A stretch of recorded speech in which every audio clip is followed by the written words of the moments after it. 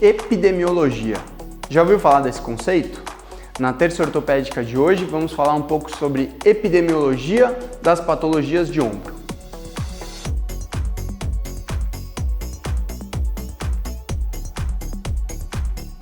Muitas vezes, quando a gente vê um paciente, lá na cabeça do médico já está se passando a ideia de epidemiologia. Então, baseado em sexo, idade e população do paciente, você já imagina possíveis diagnósticos, antes mesmo do paciente começar a falar, né? A gente fala que é importante observar o paciente caminhando até o consultório, porque nesse caminhar já dá para perceber muita coisa.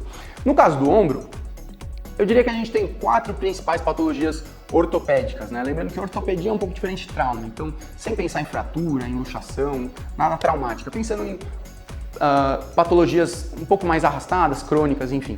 Então, no ombro, as 4 principais patologias que temos são síndrome do manguito rotador, tá? Então são problemas nos tendões do manguito, os quais a gente já conversou aqui na terça ortopédica antes, e a epidemiologia clássica da síndrome do manguito é principalmente senhoras ao redor de 60, 70 anos, tá?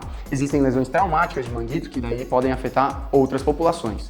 E lembrando, epidemiologia não quer dizer que é uma regra, né? Mas é a incidência, é o quanto aquele fenômeno acontece em determinada população. Temos a instabilidade glenomeral, ou seja, o ombro fica saindo do lugar, né? A instabilidade glenomeral é muito mais comum em homens jovens, muitas vezes em adolescentes, tá? Então pode acontecer em garotos de 15 anos, mais ou menos, e esses são os que costumam cronificar e evoluir com um ombro instável. Por sinal, foi o que aconteceu comigo com os meus 2 ombros. Por volta dos 15 anos de idade, eu tive minha primoluxação, ou seja, a primeira luxação de cada um dos ombros, enfim.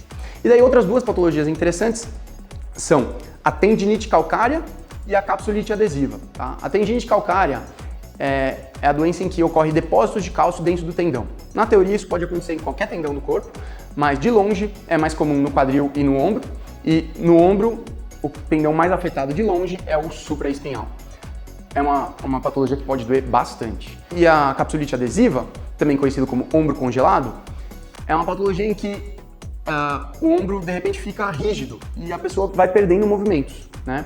Então a gente tenta decompor os movimentos do ombro, a flexão fica restrita, a elevação fica restrita, a rotação externa fica restrita e a rotação interna fica restrita. O paciente não consegue mais subir o braço até as costas, muitas vezes para aqui no glúteo.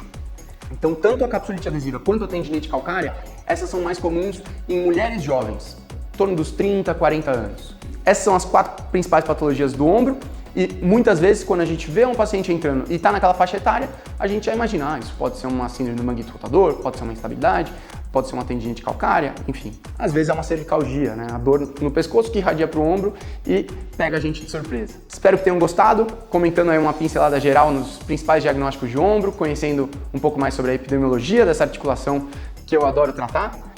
Muito obrigado pelo seu tempo e nos vemos numa próxima terça ortopédica.